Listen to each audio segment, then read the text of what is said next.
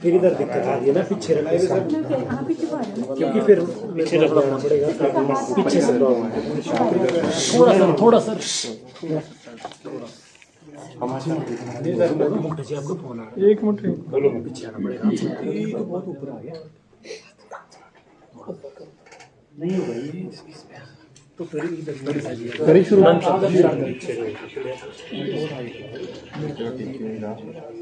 आज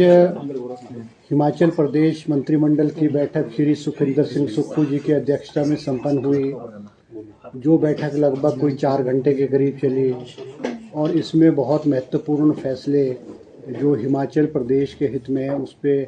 बहुत गहन विचार किया गया और बहुत अहम फैसले जो है लिए गए हैं। जैसा कि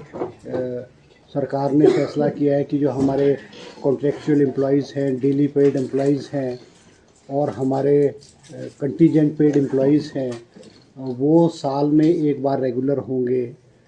तो मंत्रिमंडल ने जो है वो सभी डिपार्टमेंट्स में जो अपना अपना टेन्योर जो है न्यूनतम पीरियड पूरा कर गए हैं, डिपार्टमेंट्स को आदेश दिए हैं और स्वीकृति प्रदान की है कि जो एलिजिबल कॉन्ट्रैक्चुअल एम्प्लॉइज़ हैं, डेली पेड है या और है, उनकी जो है डीपीसी करके जो है उनको रेगुलर करने के जो है वो रेगुलर करने के आदेश दिए हैं, ताकि उनकी जो डॉक्यूमेंटेशन वेरिफिकेशन के बाद जो है उनको जल्द से जल्द रेगुलर कर दिया जाए। इसमें लगभग कोई हज़ारों की तादाद में जो कर्मचारी हैं जो बहुत लंबे अरसे से अपनी रेगुलराइजेशन का इंतज़ार कर रहे थे, उनको जो है आज कैबिनेट ने राहत प्रदान दी गई है। दूसरा अहम फैसला जो है आज कैबिनेट ने जो लिया है वो जैसे कि मुख्यमंत्री जी का सपना है कि हिमाचल प्रदेश में जो है ग्रीन एनर्जी हो और हिमाचल प्रदेश का जो पर्यावरण जो है वो ठीक रहे और इलेक्ट्रिकल व्हीकल्स को प्रोत्साहन देने का जो शुरुआत मुख्यमंत्री जी ने की है, इसको और मजबूत करने के लिए जो इलेक्ट्रिकल व्हीकल्स के लिए जो चार्जिंग स्टेशंस है उनको भी जो है सरकारी बिल्डिंगों में पीपी मोड पे जो है वो किया जाएगा, पीपी मोड पे किया जाएगा। और अभी इसमें कहा है कि जैसे शिमला में और जगह जो है प्राइवेट होटल्स में 44 चार्जिंग स्टेशन जो है सेटअप कर लिए गए हैं। 23 जो है वो चार्जिंग स्टेशन पेट्रोल पंप्स में भी सेटअप कर लिए गए हैं और गवर्नमेंट बिल्डिंग्स का जो आज फैसला लिया गया है कि गवर्नमेंट बिल्डिंग में भी इलेक्ट्रिकल स्टेशन जो है पीपी मोड पे जो है वो सेटअप किए जाएंगे। इसके अलावा एक्साइज में भी जो है एलोकेशन जो है वेंड्स की ठेकों की खुली नीलामी से जो है की गई है, मगर उसमें से कुछ ज़िलों में जैसे कि शिमला ज़िला है, बिलासपुर ज़िला है, कुल्लू है, मंडी है और कांगड़ा है,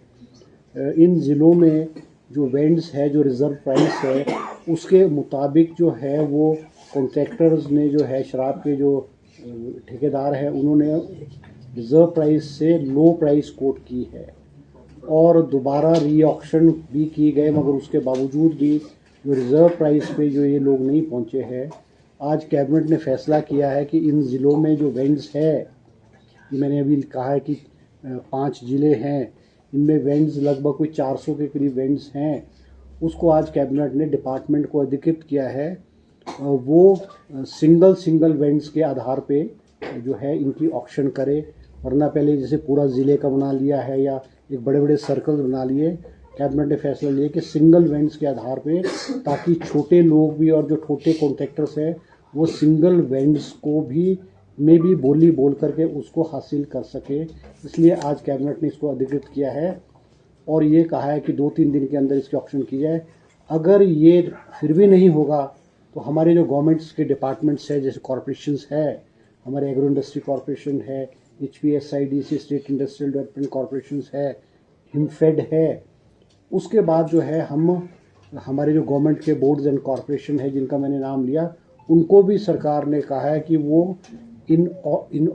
वेंड्स को, इन ज़िले की जो वेंड्स है उसको चलाने के लिए जो है वो तैयारी करें, ताकि इन ज़िलों के जो ठेके हैं अगर रिज़र्व प्राइस पे नहीं आए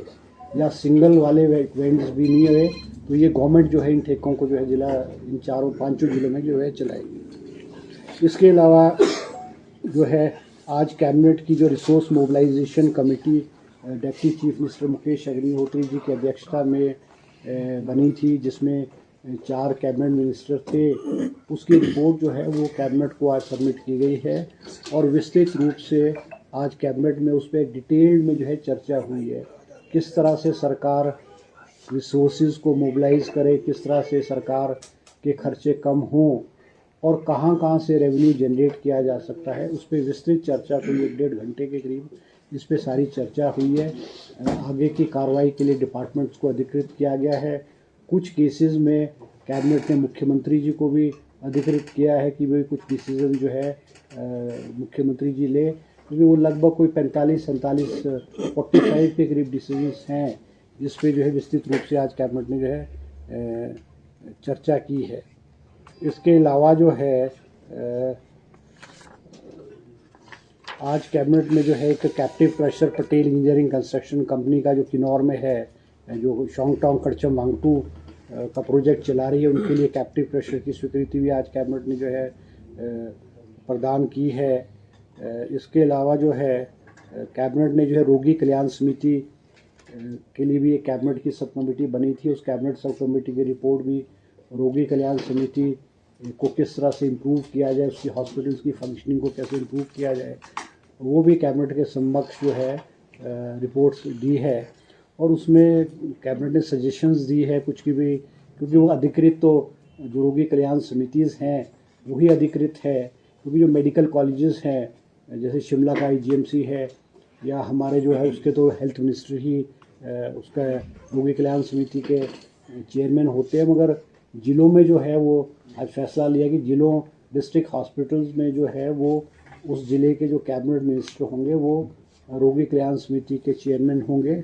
और रोगी कल्याण समिति में जो है नए सिरे से जो टेक्नोलॉजी है, नई मशीन्स है और जो टेस्ट्स हैं उनकी क्वालिटी कैसे इम्प्रूव की जाए, उस पर भी जो है आज कैबिनेट ने विस्तृत चर्चा की और उन्होंने रिकमेंडेशंस है कैबिनेट सब कमेटी की, वो रोगी कल्याण समिति को अलग अलग मेडिकल कॉलेजेस में, हॉस्पिटल्स में और जगह जो है वो उनको कहा है ताकि जो है उसमें रिसोर्स मोबिलाइजेशन भी हो सके, हॉस्पिटल की फंक्शनिंग है, हॉस्पिटल के जो सिस्टम्स है, सफाई है और व्यवस्था है, उसके इम्प्रूवमेंट को भी ध्यान में रख कर के जो है आज विस्तृत रूप से जो है चर्चा की गई है। इसके अलावा जो हमारे डॉक्टर्स हैं, जो हमारे हॉस्पिटल मेडिकल कॉलेजेस में जो है PG करते हैं, जैसे कि प्रदेश में राज्य महाविद्यालय डेंटल कॉलेजेस में है और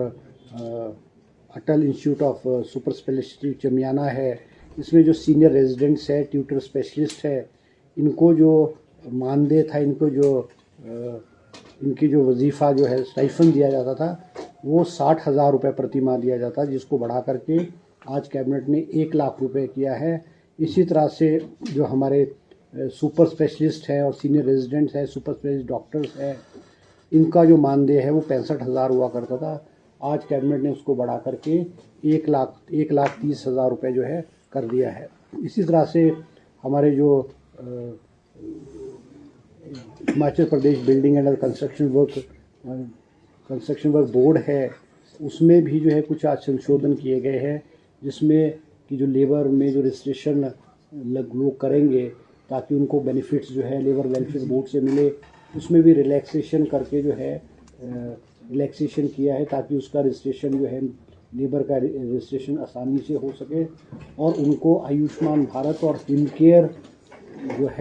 है उसमें भी उनको जो ऐड किया गया है ताकि उनको ये मेडिकल फैसिलिटीज़ जो है वो मिल सके। इसके अलावा एक और महत्वपूर्ण फैसला जो है वो कैबिनेट ने लिया है, जिसमें हिमाचल प्रदेश के जो डैम्स जो प्रोजेक्ट्स हैं, हाइडल प्रोजेक्ट्स हैं, सुन्नी डैम है 382 मेगावाट का है, डूरी स्टेज 1 210 मेगावाट का है, धौला सिद्ध जो है 66 मेगावाट का है और डूंगर जो है वो 500 मेगावाट का है। वो पूर्व की भारतीय जनता पार्टी की सरकार ने जाते जाते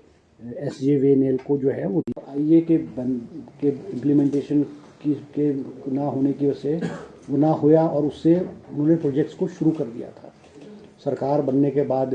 जब मुख्यमंत्री जी के ध्यान में आया कि हमारे जो प्रोजेक्ट्स है, हमारी जो धरोहर है, हमारे जो सोर्स ऑफ इनकम के जो प्रोजेक्ट्स हैं, उनको एक थ्रो अवे प्राइसेस पे जो है वो उनको दिया है, तो उन्होंने वो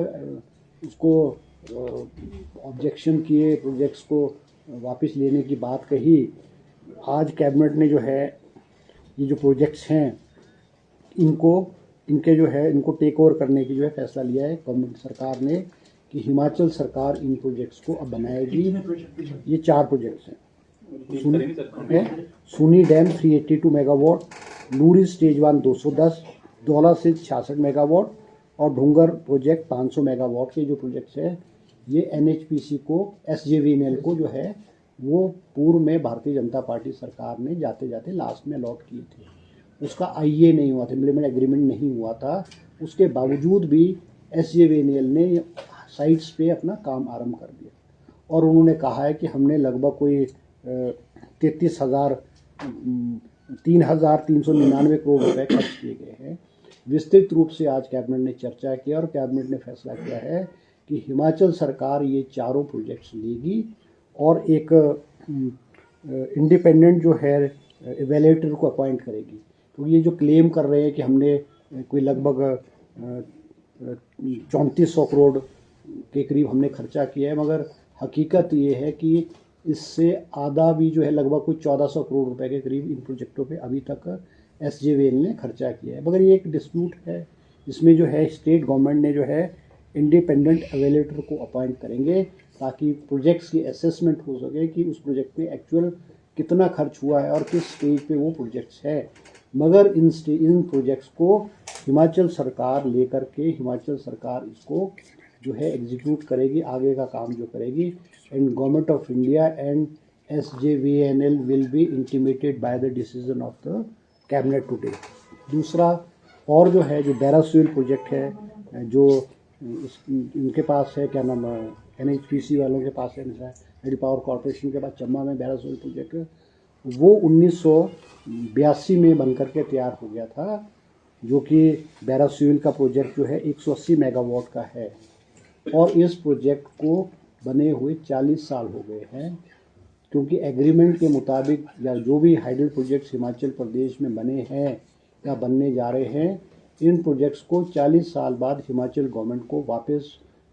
लेने का अधिकार है। और क्योंकि बैरासुल प्रोजेक्ट 1982 में बनकर के तैयार हो गया था और इस प्रोजेक्ट को हिमाचल सरकार ने और आज कैबिनेट ने फैसला किया है कि इस प्रोजेक्ट को, बैरासुल प्रोजेक्ट को हिमाचल प्रदेश गवर्नमेंट जो है टेक ओवर करेगी और इसके लिए एक एडमिनिस्ट्रेटर को जो है अपॉइंट किया जाएगा ताकि जो इसका जो प्रोसेस है, टेक ओवर का प्रोसेस है, वो पीसफुली हो, स्मूथली हो, क्योंकि हिमाचल प्रदेश के अंदर बनना हुआ है ये और 40 साल इस प्रोजेक्ट को बन करके चंबा में बैरासुल का प्रोजेक्ट चंबा में ये जो है हुआ है। इसके अलावा जो है एक और जो है हमारे जो ये हिमाचल प्रदेश लोक प्रशासनिक संस्थान मशोबरा में है, यहाँ पे 24 कर्मचारियों को नियुक्त करने की जो फाइनेंशियल है उनको नियुक्त करने की आज कैबिनेट ने जो है अनुमति प्रदान की है। यही कुछ जो है यही कोई आज जो है कैबिनेट में ये फैसले जो है वो लिए गए हैं।